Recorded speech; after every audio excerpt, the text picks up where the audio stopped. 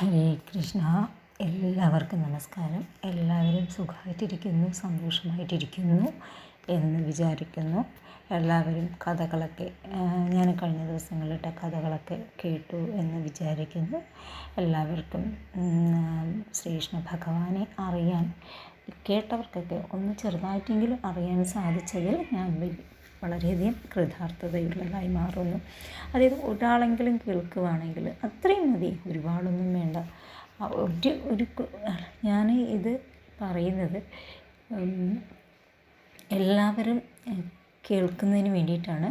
കേൾക്കാൻ സാധിക്കുന്നവർ കേൾക്കുക, അല്ലാത്തവർ കേൾക്കണമെന്ന് ഒരു നിർബന്ധവുമില്ല. പിന്നെ ഞാനിത് പറയുന്നത് നമ്മുടെ വരുന്ന തലമുറ, നമ്മുടെ കൊച്ചുകുട്ടികളായാൽ പോലും അവർക്കും മനസ്സിലാകത്തക്ക രീതിയിലാണ് ഈ കഥകൾ പറഞ്ഞു പോകുന്നത് എന്നാണ് എൻ്റെ വിശ്വാസം. അതിലുപരി മനസ്സിലാകുന്നില്ല എന്നുണ്ടെങ്കിൽ ഓരോരുത്തരും അവർക്ക് എന്താണ് മനസ്സിലാകാത്തത് എന്ന് കമൻ്റ് ഇട്ടാൽ അതിനെ കൂടുതൽ വ്യക്തമാക്കി തരുന്നതാണ്. എല്ലാവരും അവരവരുടെ അഭിപ്രായങ്ങൾ പറയുക. എന്തെങ്കിലും തെറ്റുകളുണ്ടെങ്കിൽ ക്ഷമിക്കുക. അടുത്ത പ്രാവശ്യം കഥ പറയുമ്പോൾ ആ തെറ്റുകൾ തിരുത്തി മുന്നോട്ട് പോകാൻ എനിക്കിത് വലിയ ഉപകാരമായിരിക്കും. അതുകൊണ്ട് എല്ലാവരും കേൾക്കുക. കേൾക്കുന്നതിലുപരി ഭഗവാനെ അറിയുക. നമ്മുടെ ശ്രീകൃഷ്ണൻ്റെ ചരിത്രങ്ങളുള്ള പുസ്തകങ്ങളെല്ലാവരും വായിക്കുക. നമ്മുടെ ഭാരതം എന്ന ഭൂമിയെ അറിയാൻ ശ്രമിക്കുക. ഇതൊക്കെ എല്ലാവരിലും എത്താൻ ഭഗവാൻ കൃഷ്ണൻ എന്നെ ഒരു നിയോഗമായി കരുതി എന്ന് വിചാരിക്കുന്നു. ഞാൻ എൻ്റെ കഥയിലേക്ക് പോവുകയാണ്. ഒരിക്കൽ രാധയും കൃഷ്ണനും കൂടി നമ്മുടെ വൃന്ദാവനത്തിൽ ഇരിക്കുന്ന ഒരു വേളയിൽ അവർ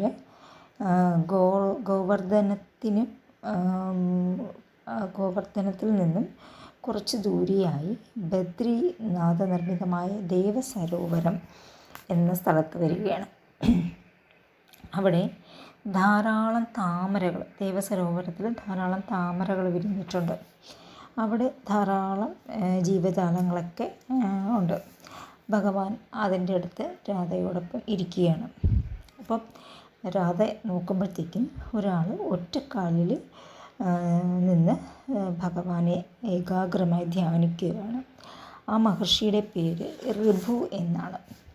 അപ്പം അദ്ദേഹം അനേക വർഷങ്ങളായി ഇങ്ങനെ ഭഗവാനെ തന്നെ മനസ്സിൽ വിചാരിച്ചിങ്ങനെ ധ്യാനിക്കുകയാണ്. ശ്രീകൃഷ്ണ ഭഗവാനെ ധ്യാനിക്കുകയാണ്. ഇത് കണ്ട് രാധ ഭഗവാനോട് പറയുവാണ്, ഇത് അങ്ങയുടെ ഭക്തനാണല്ലോ, അദ്ദേഹത്തിൻ്റെ ഭക്തി അങ്ങ് കാണുന്നില്ലയോ എന്ന് ചോദിക്കുകയാണ്. ഇത് കേട്ട ഭഗവാൻ സന്യാസിയെ ഋഭു എന്ന് വിളിച്ചു. പക്ഷെ അദ്ദേഹം വിളി കേട്ടില്ല. ഉടൻ തന്നെ അദ്ദേഹത്തിൻ്റെ ഹൃദയത്തിൽ നിന്ന് ഭഗവാൻ അങ്ങ് മറയുവാണ്. അപ്പം ഹൃദയത്തിൽ നിന്ന് മറയുമ്പോഴേക്ക് അയാൾ പെട്ടെന്ന്, ആ സന്യാസിക്ക് പെട്ടെന്ന് ഭഗവാനെ കാണാത്തതിൽ ഉടനെ കണ്ണ് തുറന്ന് ഇങ്ങനെ നോക്കിയപ്പോൾ ഭഗവാനും രാധയും, രാധാകൃഷ്ണ സമേതനായി നിൽക്കുന്ന ഭഗവാനെ ആ സന്യാസിക്ക് ദർശിക്കാൻ സാധിച്ചു. ഇതിൽ പരം ഭാഗ്യം അദ്ദേഹത്തിന് എന്താ കിട്ടാനുള്ളത്? അദ്ദേഹം ഉടനെ ഭഗവാന്റെ കാൽക്കൽ വീണ് നമസ്കരിച്ചു. ഭഗവാനെ ഭക്തന്മാരെ അനുഗ്രഹിക്കാനായി ഭൂമിയിൽ അവതരിച്ച് വന്നതാണ്. ഭഗവാൻ എന്നെ അനുഗ്രഹിക്കാനായിട്ട് രാധാകൃഷ്ണ സമേതം എത്തി, അങ്ങേക്ക് നമസ്കാരം എന്ന് പറഞ്ഞ് ഭഗവാന്റെ കാൽക്കൽ വീഴുവാണ്. ആ കാൽക്കൽ വീഴുന്നതോടുകൂടി ആ ഋഭു തൻ്റെ ശരീരം അവിടെ ഉപേക്ഷിക്കുകയാണ് ചെയ്യുന്നത്. എന്നിട്ട് ശ്രീകൃഷ്ണ ഭഗവാനിൽ ലയിച്ച് ചേരുവാണ്. ആ ഋഭുവിൻ്റെ ഭക്തിയിൽ ആകൃഷ്ടനായ ഭഗവാൻ കണ്ണിൽ നിന്നും കണ്ണുനീര് വീഴുകയാണ്. ഋഭു എന്ന് വിളിക്കുകയാണ്. അതോടുകൂടി ആ ശ്രീകൃഷ്ണ പാദങ്ങളിൽ നിന്ന് അദ്ദേഹം പുറത്ത് വന്ന് ഭഗവാന്റെ രൂപത്തെ ആലിംഗനം ചെയ്യുവാണ്. അത് കഴിഞ്ഞിട്ട് രാധാകൃഷ്ണന്മാരെ പ്രദക്ഷിണം വെച്ചുകൊണ്ട് ഋഭുമുനി ദേവലോകത്തേക്ക് പോവുകയാണ്. അങ്ങനെ രാധ ഇതൊക്കെ കണ്ടിട്ട് ആശ്ചര്യപ്പെട്ട് നിൽക്കുകയാണ്. അതായത് ഭഗവാൻ ആരുടെയും ഭക്തി കാണാതിരിക്കുന്നില്ല. എല്ലാവരുടെ നമ്മൾ ഒരു പ്രാവശ്യമെങ്കിലും ഭഗവാനെ വിളിക്കുകയാണെങ്കിൽ ഭഗവാൻ 100 പ്രാവശ്യം നമ്മുടെ അടുത്തേക്ക് വരും. അതാണ് ഭഗവാന്റെ മാഹാത്മ്യം. ഈ മാഹാത്മ്യം അറിയാതെയാണ് നമ്മളെല്ലാവരും ജീവിച്ചത്, ഞാനുൾപ്പെടെ. ഞാൻ മറ്റുള്ളവരെ പറയുന്നില്ല, ഞാനും അതുപോലെ തന്നെയാണ്. ഞാനുൾപ്പെടെ എല്ലാവരും ജീവിക്കുന്നത് ഭഗവാനെ അറിയാതെയാണ്. അറിയുന്തോറും മഹാസാഗരമായി തീരുകയാണ് ഭഗവാന്റെ ഓരോരോ ലീലാവിലാസങ്ങൾ. നമ്മൾ അറിയുന്നതൊന്നുമല്ല, അറിയാൻ ഒരുപാട് കാര്യങ്ങളുണ്ട്. ആ അറിയാവുന്ന കാര്യങ്ങൾ എല്ലാവർക്കും പറഞ്ഞ് എല്ലാവരിലും ഭഗവാന്റെ മാഹാത്മ്യം എത്തിക്കുക എന്നുള്ളൊരു ധർമ്മമാണ് ഞാനിവിടെ ചെയ്യുന്നത്. അതായത് ഇതെൻ്റെ കർമ്മമണ്ഡലമാണ്. ഈ കർമ്മമാണ് ഭഗവാൻ എന്നെ ഏൽപ്പിച്ചിരിക്കുന്നത്. ഈ കർമ്മമണ്ഡലത്തിൽ ഇരുന്നു കൊണ്ട് ഭഗവാനെ പ്രകീർത്തിക്കുക, അതിലുപരി ഭഗവാനെ പ്രകീർത്തിക്കുക എന്നൊരു കർമ്മം ചെയ്യുന്നതിലുപരി ഞാൻ എൻ്റേതായ കർമ്മങ്ങളും ചെയ്യുവാണ്. അപ്പം നമുക്ക് നമ്മുടെ ഭഗവത്ഗീതയിൽ തന്നെ പറയുന്നുണ്ട്, ഭഗവാൻ വ്യക്തമായി പറയുന്നുണ്ട്, അവനവൻ്റെ കർമ്മം ചെയ്യുക.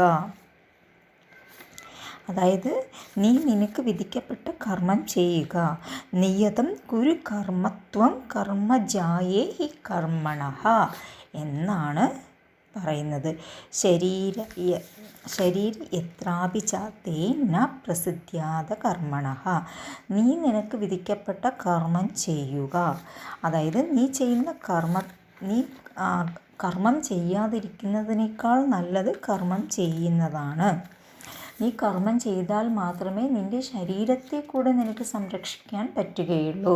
അതായത് നമ്മളെല്ലാവരും നമ്മുടേതായ കർമ്മങ്ങൾ എന്താണോ ആ കർമ്മങ്ങൾ ചെയ്യുക എന്നാണ് ഭഗവാൻ ഭഗവത്ഗീതയിൽ അർജുനനോട് പറയുന്നതാണ്. പക്ഷേ ഇത് അർജുനന് വേണ്ടി മാത്രം പറയപ്പെട്ടതല്ല, ഭഗവാൻ നമുക്ക് വേണ്ടി പറഞ്ഞതാണ്. അത് നമ്മൾ തിരിച്ചറിയുക. ഈ ഒരു സന്ദേശം എല്ലാവരിലും എത്തിക്കുക എന്നൊരു ധർമ്മമാണ് ധർമ്മം അല്ലെങ്കിൽ കർമ്മം. ഇതാണ് ഞാനിവിടെ ചെയ്യുന്നത്. എല്ലാവരും ഇതുപോലെയുള്ള കാര്യങ്ങൾ, അതായത് നിങ്ങൾക്ക് എന്താണോ ഈ ഭൂമിയിൽ ചെയ്യാനുള്ളത് ആ കർമ്മങ്ങൾ ചെയ്യുക. ആ കർമ്മം ചെയ്യുന്നതിലൂടെ നിങ്ങൾ ഭഗവാനിലേക്ക് എത്തുക.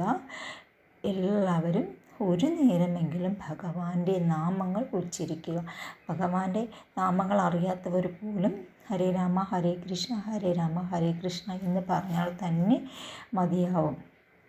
ഹരേ കൃഷ്ണ കൃഷ്ണ ഹരേ ഹരേ ഹരേ രാമ രാമ രാമ ഹരേ ഹരേ എന്ന മന്ത്രം മാത്രം പറഞ്ഞാൽ മതിയാവും. ഇതിലുപരി വേറെ ഒന്നുമില്ല ഭഗവാനെ പ്രകീർത്തിക്കുന്നതിന്.